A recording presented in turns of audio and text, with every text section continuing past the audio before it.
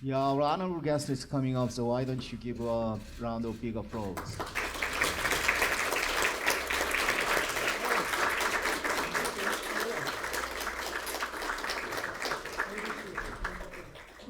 Welcome to GSIS and welcome to this distinguished lecture. My name is Han Jung-hoon, an Associate Dean of GSIS and a Professor of Korean Study Majors.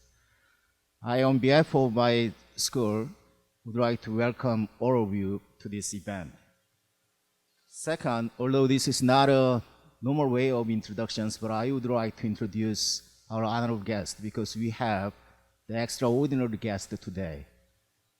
So it is our great pleasure and honor that President of Republic of Costa Rica, Carlos Alavarado, comes to visit our school and spare his time to this lecture. Please welcome President Alavarado.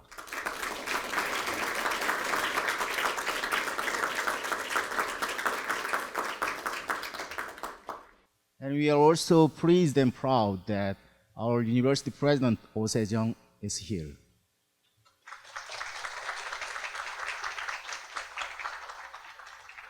And we have many Their Excellencies of Republic of Costa Rica and our faculty members. And we also invite many students from large number of responses to the RSVP to this event, but we are very sorry that we cannot accommodate all of them because of the COVID-19 measures.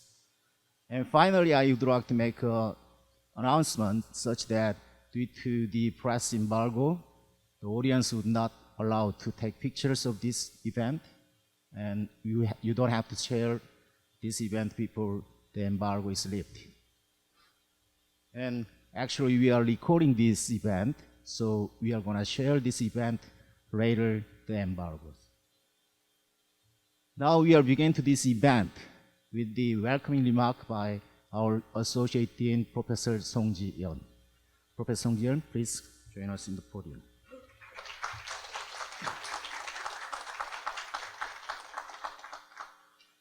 Your Excellency President Carlos Alavarado, President of Seoul National University, Oh Se-jung, distinguished guests, member of the Seoul National Committee members, ladies and gentlemen, a very good afternoon.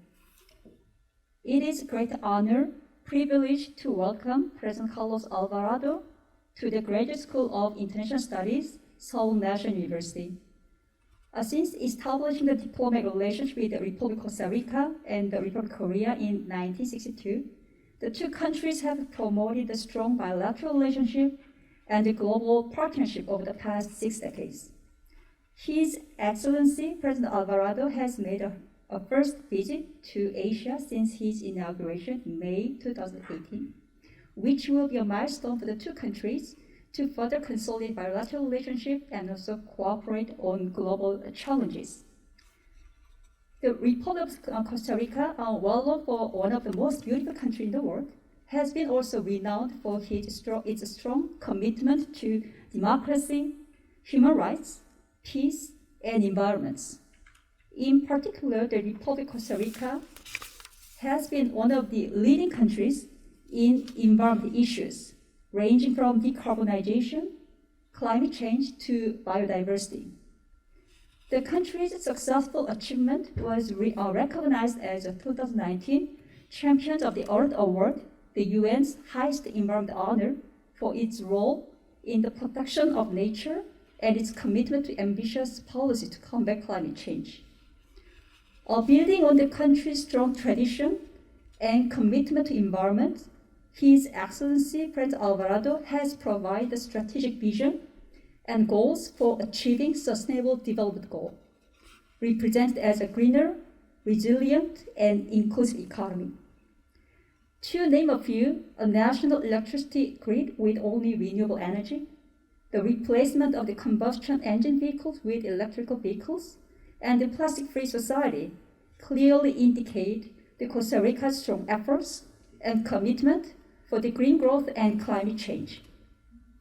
We, the Graduate School of International Studies, have been running one of the most prestigious academic programs on international development in the country. Our excellent faculty members have been conducting cutting-edge research on sustainable development from various academic disciplines with diverse regional focuses such as Latin America, Africa, Asia, and Europe.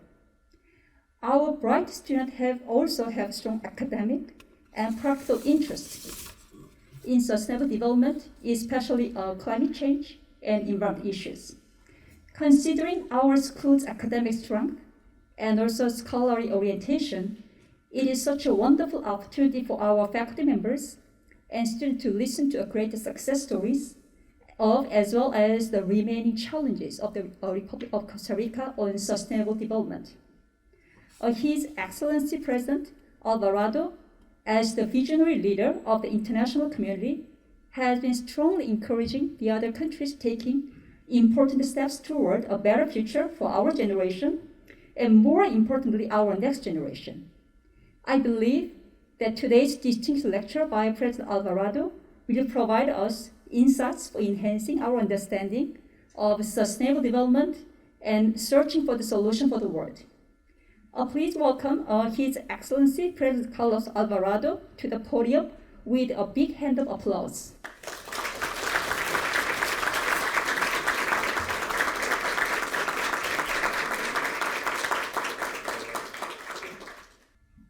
Mr. President, members of the faculty, dear students, for me it's a great honor to have this opportunity to share some thoughts with you coming from the other part of the world. So it will be a great occasion to exchange ideas, and that's what I'm looking forward to.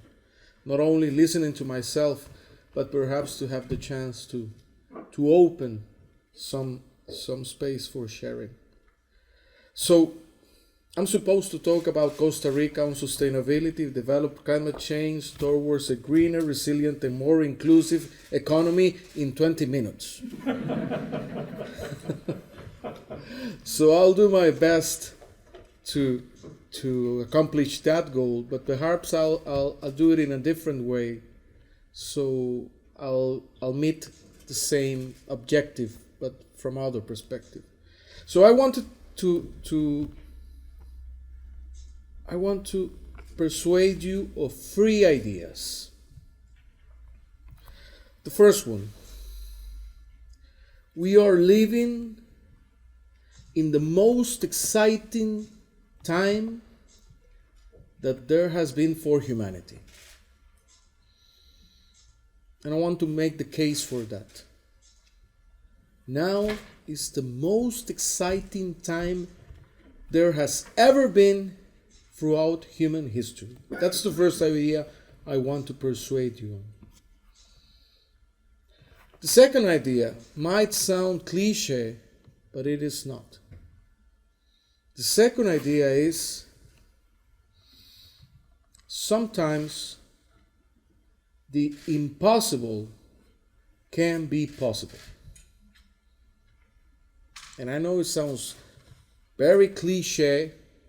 It sounds like an ad for marketing, but I'll try to persuade you with certain concrete examples that what seems to be impossible can be possible. And the third idea, I'll leave it to the end. So why do I believe this is the greatest time in history to be alive? And I use sometimes an example that for me is so remarkable. And it comes from 40,000 years ago. And in 2 very different places in the world. One in Indonesia, the other in Spain. 40,000 years ago. In both places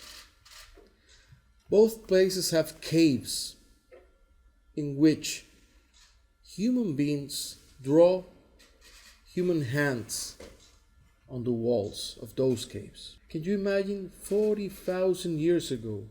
One over here in Indonesia and the other one over there in Europe. And yet, human beings at the time draw hands on the walls of the caves. first manifestations of art. And what is striking for me of that, when you look at the paintings, those hands are just like mine and yours.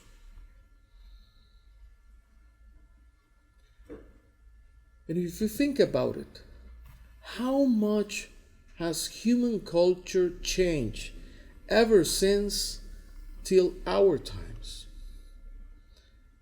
Perhaps in your different courses and studies, you've written some graphs that go like this,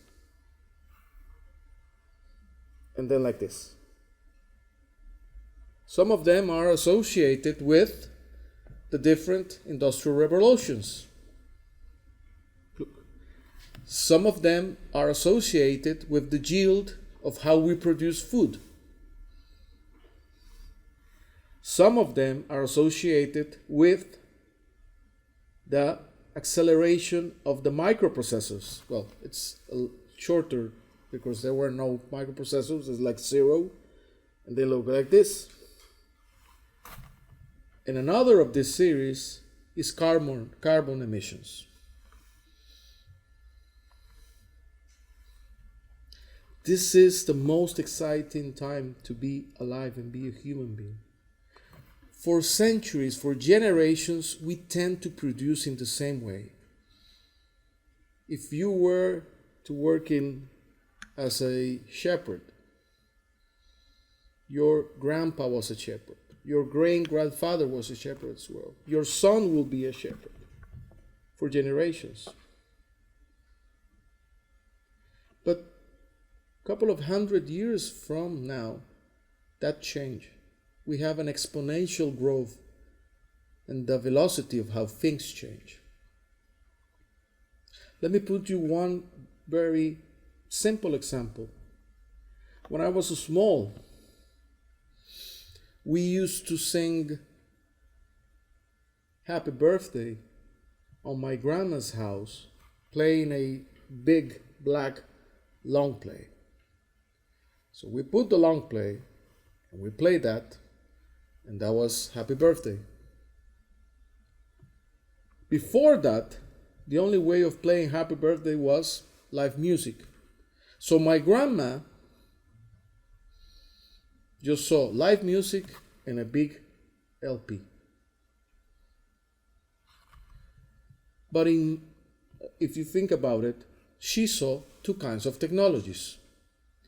Her grandparent only was exposed to live music. He was not exposed to another technology to play music. But think about my lifetime. I was exposed to the big LP, to the cassette, to the CD, to the iPod, to Spotify, and to who knows whatever will come. Some of my students tend to mock me because they say, how come you listen to music from YouTube? And they also mock me because my Spotify has ads. I'm not paying. So that's again an exponential movement on technology. This is the most exciting time that humanity has experienced, but also perhaps the most dangerous. Because we are perhaps the only generation, thinking about those 40,000 years, the only generation in humanity that faces a threat, perhaps two threats, that can annihilate humankind, which is the climate crisis particularly. And us as Costa Ricans, and I think Koreans as well, share that preoccupation by the nuclear threat. Those are the only two threats that can annihilate humanity, and they have been present in our generation. Perhaps, and that's why this is the most exciting time to be alive, and particularly to be young. So, can the impossible be possible? Can we make this ad into something that makes sense more than just a cliche word. So I want to share a little bit about the experience of my own country, Costa Rica. Costa Rica this year will become 200 years old. It's fairly, depend of the perspective, is a young or old nation. Compared to Germany, we are older than Germany. Compared to other nations, we're very young. But there are things that are quite remarkable, I think, of our journey through history. One of them was very early on, when we became an independent nation, single individual decisions started to make a difference. For example, early on into our history, one of our presidents, my predecessor, decided that education was meant to be mandatory for both male kids and female. And that's some 2 centuries ago. And that made the whole difference. At that time, education for women was not mandatory. And making it mandatory almost 150 years ago changed the approach of our society on education and on women. And this happened because this president had a wife that persuaded him into moving into that direction. You say, well, that's not really an issue. Many countries had not that right until the end of last century. Another example. Costa Rica was the third country in the world to abolish the death penalty in 1890. And actually it was a dictator who abolished the death penalty. It was a dictator who said, we should not punish somebody by killing him. And Costa Rica became the third country in the world who abolished the death penalty. At the same time, in France, the famous writer Victor Hugo, who was struggling for the abolishment of the death penalty in France, one of the most avant-garde countries at the time and in the forefront of the fight of human rights, did not get that managed until the next century. So is it possible that a poorer country, a smaller country, somewhere lost in the Americas, can make a difference?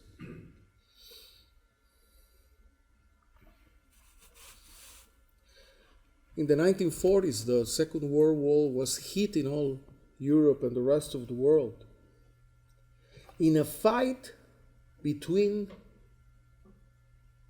the different totalitarian powers, fascism, communism, and the Allies, the Western democracies.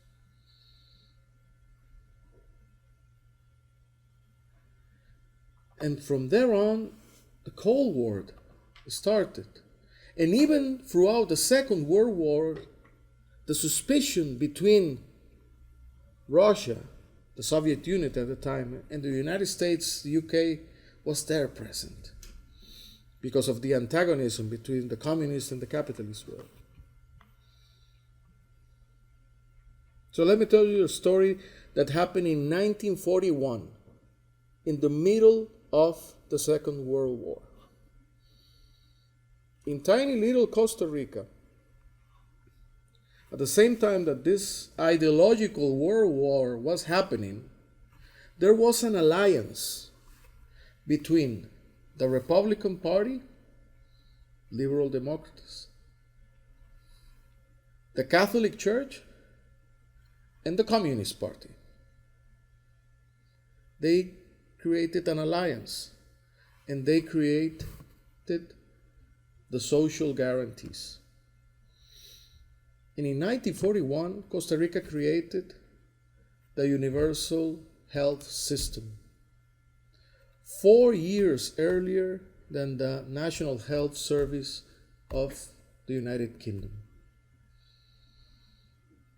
And that system is just about to be 80 years old this year, providing universal health care with 23 national hospitals throughout the country to all of the population. Costa Rica life expectancy is at the levels of a fully developed country. And we are a mid-income country. But that demonstrates that universal healthcare is possible not only in the developed world. And that happened 80 years ago. 1948, Civil War in Costa Rica. After the Civil War, one of the leaders who defeated those who created these social guarantees, instead of destroying that, preserved the national health system, but added that something that seems impossible. In 1949, Costa Rica abolished the armed forces. And ever since, we do not have a standing army. We do not have an army whatsoever. And at the time, people said, it's impossible for a country to survive without an army. And here I am, President of Costa Rica. And at the time, people said, it's impossible that a poor country can have a universal health care for everybody. And here we are, 80 years afterwards, with universal health care for everyone. In 1949, the institution of Costa Rican Institute for Electricity was created. And in 1949, some guy, an engineer, said, we can produce all our electricity from water and from volcanoes. 1949.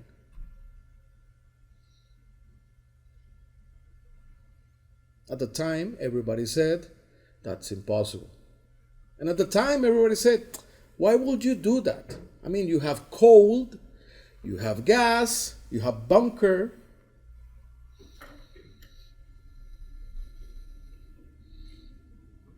But because those people took those decisions, it's why today we can say Costa Rica produces 99.5% of its electricity from clean and renewable energies. At the time, everybody said it's impossible. Even now, a couple of days ago in Glasgow, people say that's impossible. Is it?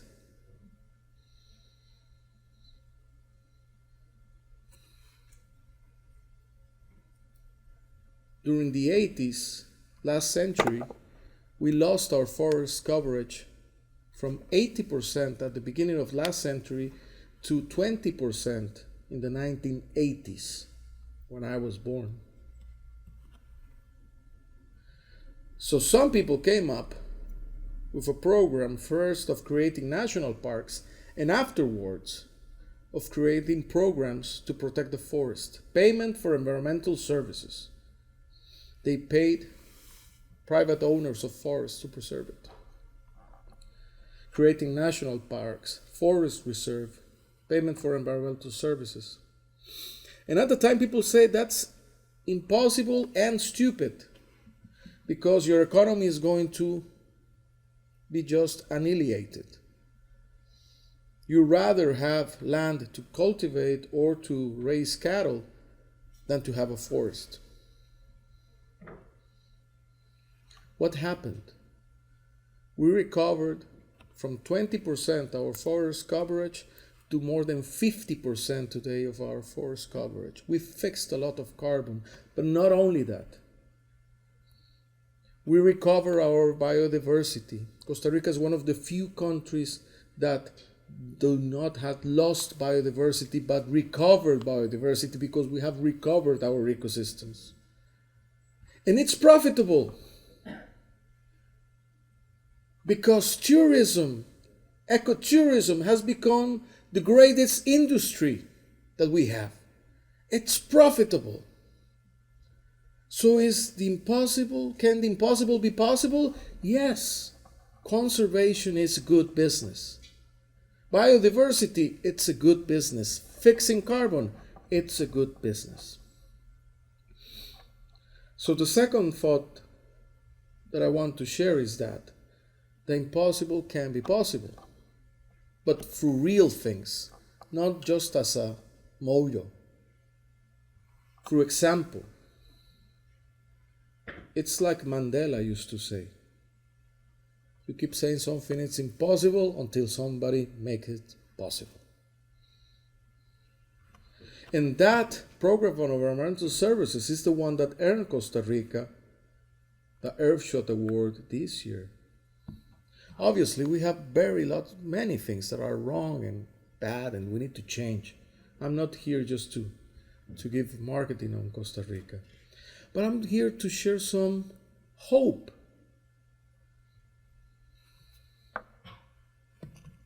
I have received hope visiting now Korea. Things that seemed impossible in the past year have become possible in these years. And that provides hope to everybody. So my last and third thought is that it's essential not only that the impossible can be possible, but it's essential that what seems impossible becomes possible. Because if not, not only our generation, but particularly the generation of our children and our grandchildren will not have a planet to live in. So it's not an option. It's a must. We must make the impossible possible. Let me give you another example. Very recent. 2019, we held in Costa Rica the pre-COP. So we were gathered there, and the science tells us that in order to reverse the effects of climate change and on the loss of biodiversity, science tells us that we need to preserve 30% of our land ecosystems and our ocean ecosystems. And at the time, that's 2019, it's 3 years ago, pre-COVID, everybody said it's too ambitious. It's not going to happen. It's impossible.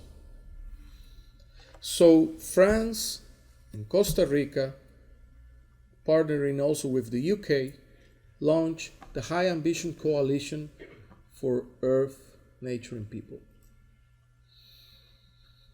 And it was launched in the One Planet Summit, and it was just 5 countries.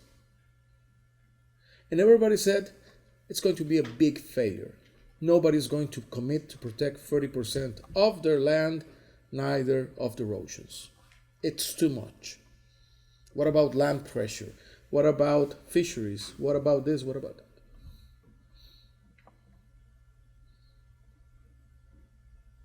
In Glasgow, 2 weeks ago, by then, already 76 countries have become part of the High Ambition Coalition.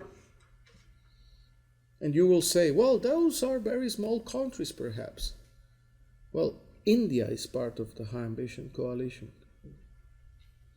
Madagascar just signed in Glasgow to be part of the High Ambition Coalition. So we need to push far, we need to think big. But in order for us to succeed, and in order for us to talk about a greener, resilient, more inclusive and sustainable economy and world, bottom line, we need to have a planet. And we need to pull our act together. And we need to act. And we need to push for what some people qualify as impossible, but what we qualify as necessary.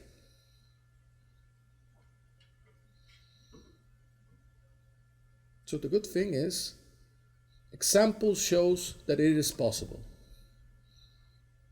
That's hope. Therefore, there's just one thing we need to do. Act. Thank you very much. It's a pleasure being here.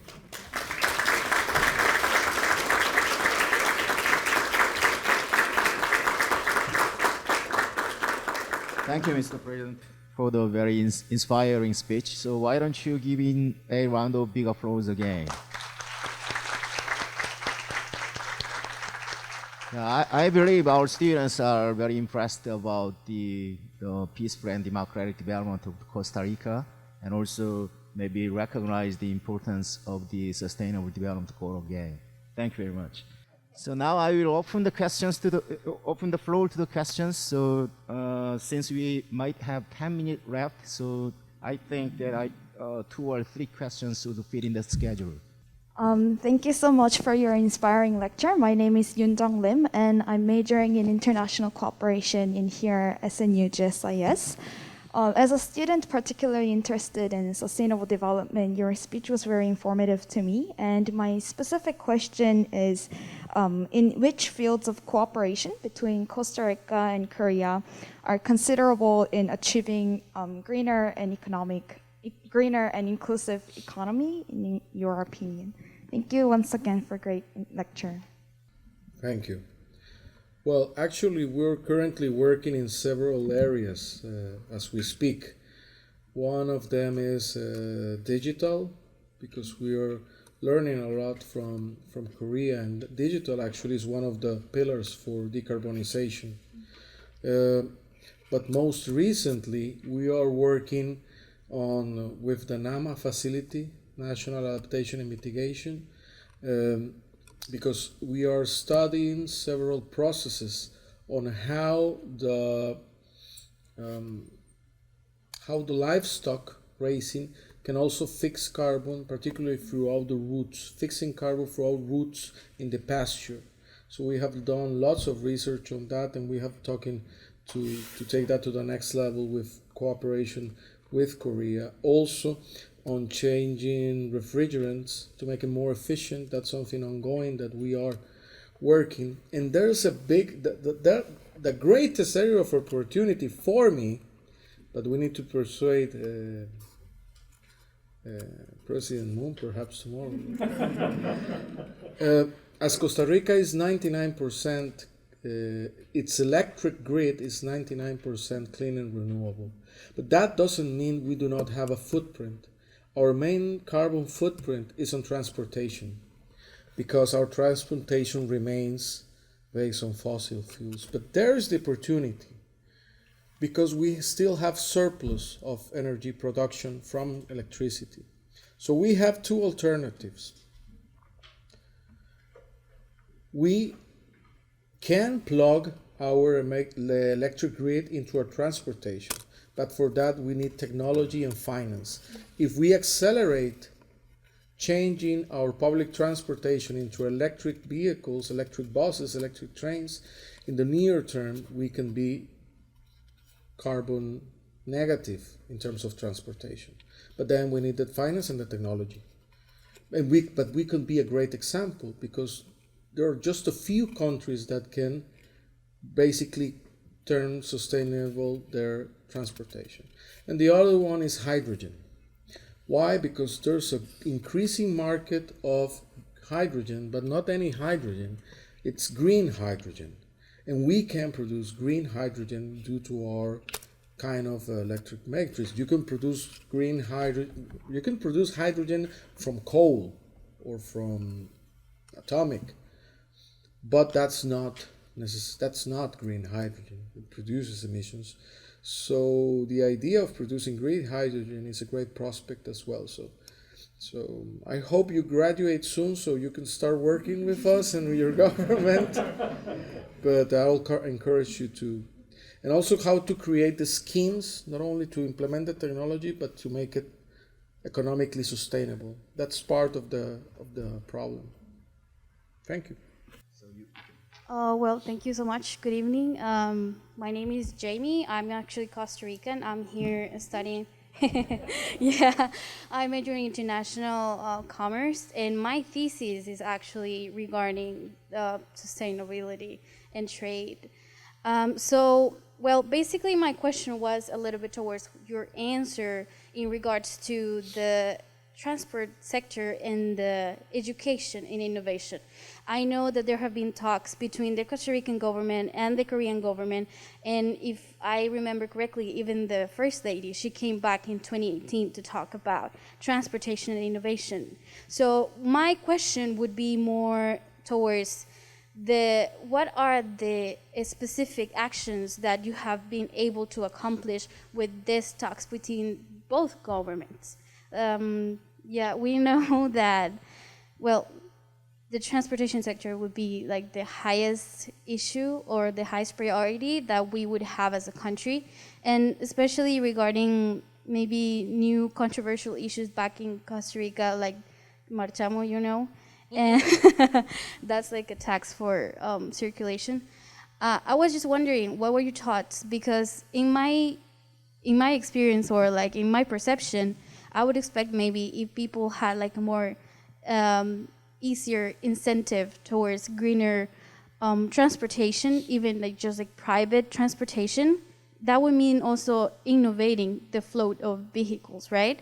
So the thing is that usually the newer the cars, the more expensive it is. Yeah. So that's definitely not a very nice thing to do to the citizens, I would say. But so my question is, what do you think about innovation in transportation in regards to Korean cooperation? Thank you. Thank you. I'll make it quick. Gracias, señor presidente, por la increíble conferencia. Oh. Yeah. Yeah, I was just researching, and I'm especially interested in waste management. And Costa Rica apparently implemented Costa Rican solid waste plan. Especially on the third point, it focuses on valuation and final disposal in a community level project. I would like to know what are some of the shortcomings in progress, especially in the waste management. Hello, hello everybody. I am Carlos. I am from Dominican Republic. And my question is, like, I am from really close to Costa Rica, like in the area of the Caribbean and Central America. And my question is like, if the example of sustainability and develop can be exported for the countries, neighboring countries of Costa Rica, taking consideration like the difference, like historical, political differences that we have like in Latin America. Well, this is my question. Thank you. Thank you, Carlos. I might start with your question, because the value of principles and the value of example, it's not necessary that you take example literally and you try to implement it. Like you say, oh, Costa Rica is doing that, let's do the same. I believe every country has to find their own path. Our strategy in terms of climate change is leading by example, but not telling people do what we do. Our example is saying it's possible to get things done. Do your stuff. You see? So it's not about replicating particularly, but it's getting people engaged in finding their own paths. There's a Korean author I read when I was studying in Sussex in the UK, and I forgot always his name, but he uses the title of Kicking Away the Ladder. And I think that's very wise. I mean, you find your own path and you kick away the ladder, so to say, I reached to this point, but it's not up to everyone to follow the same footsteps. For example, the example of Korea, in the case of Latin America, perhaps we're not going to follow it strictly in the way they have done because they have their own culture, their own history. But there are certain elements that, for example, gives me faith that we can develop further. I've said in the Congress in Costa Rica that we aspire to be a Latin American South Korea. Why? Because we want to have job creation, accelerated innovation, high standard education. We want to emulate that, but then we need to find our own path. So the example is not to follow the compass, but to reach the same spot. On the topic of residues and disposals, that's one of the pillars of our decarbonization plan. It's actually one of the things that we are really lagging behind in. So we because it's not up to the central government, it's scattered within the 84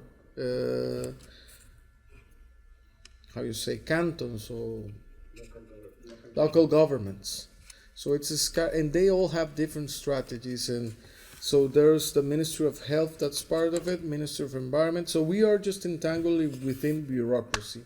What we managed to do during this administration was to launch a kind of umbrella strategy, diversify, and we launched a strategy called multi-level government, recognizing that there were some tasks in the national government and different spheres, health, environment, organization of local governments, and the other ones was regional. So we launched this strategy and we launched this multidimensional forum to address that. And we have been having different cooperation internationally. Also, we realized that the needs are very different depending on the region, because it's very related to the means of production of every region. There are certain regions that are very rural, so their approach is more like compost and giving back to the soil. There are others that are more industrial, so the main residues come from industry and not from households. So it's there where it gets a bit complex, but we have advanced. And the bad part is that COVID detained a lot of the progress. Why? Because local governments and government and Ministry of Health and we all got really entangled in addressing that. So our schedule of work has delayed on that. But it's true that's one that we are lagging behind, but the good thing is we have advanced in a better plan. And in terms of transportation, well, what we have advanced? We have advanced by creating a national network of chargers. Before that, we do not have, so it was not efficient to have an electric vehicle because you don't have where to charge it. So we have now a network of charging that. The First Lady was very involved in having that created. We have the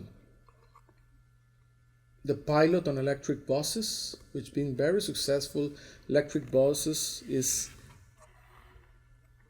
36 times more efficient than a fossil fuel bus on the city. It's amazing. And cheaper also. The thing now is to scale up, and we have seen that the problem to scale up comes particularly from the finance part. The traditional concession public transportation in Costa Rica works with concessions. Concessions are naturally of 7 years, but in a 7-year period, the private cannot. What's the term in finance? They require a larger period of time of concession to interiorizar la inversión. How you say that? Sí. Yeah, to make it sustainable for business. But our law sustains that concessions are 7 years, so we need to change the law. So we are running to get that done. So we are signing the new contracts enforcing electric transportation, and on the other hand, going fast to change the law. So these new contracts are for 7 years, but have the possibility to be expanded to 14 in order that you can change. And this is a comment I want to make, and this I saw in Glasgow, and given that this is a international study, one of the big ahas or wow moments that I saw in Glasgow is that local politics or national politics determine multilateral policies. I mean, many of the agreements were not achieved because one country had some domestic issue that inhibited it from compromising at the multilateral level. And it was sometimes frustrating and sometimes, for example, the United States, in the case of coal, one vote of the Senate just threw back a very relevant proposal. Or the last minute position of India, also on coal. But if you get to see that it's local national policies determining the outcome of multilateral agreements. And when you are in the multilateral, and you'll be there, in the multilateral arena, you know people are very aware. It's not that politicians, we are that, incompetent. Everybody's aware of what's going on. But also, people are concerned of domestic policy. So, for example, we have an electric train project, but this has a domestic problem. Why? The opposition do not want us to build it, period. But the project's there, so we hope that it gets built. So politics gets involved in this as well. It's not that pure. You can see it by the change in the Biden administration. The whole scenario changed. I mean, first act of President Biden was bringing the U.S. back to the Paris Agreement, and that's a great shift. But who knows what's going to happen in 3 years? Or who knows? No, don't laugh. It's a serious question. So that also counts. And it's dinner. Nobody can. They can wait. Now, just to end up to your question on transportation. So we're changing sectorización. We're changing how it's built, the electric chargers. There is a law currently, so we can import cheaper electric vehicles, and we need to extend that because the period's going to end, I believe it's 2 years from now. So we need to extend that. But one of the things we need to work with our Korean and other partners is to have models that are more accessible to working class. For example, we have bought a lot of fleets of electric vehicles for the public sector, but then we need to have the incentives to make it more affordable. And by now, it's all the facilities. You can have your charger in your house placed by the public company, so you can charge your vehicle. And it's 12 times cheaper than oil by gas and diesel with today's prices. So there's a huge incentive. But the problem is the high level of first investment. But that's, as I said to the previous student, many of the bottlenecks have to do with financing, how you design the transformation, and others have to do with communication, how you lower the resistance of business as usual. I hope I answer your questions. Thank you.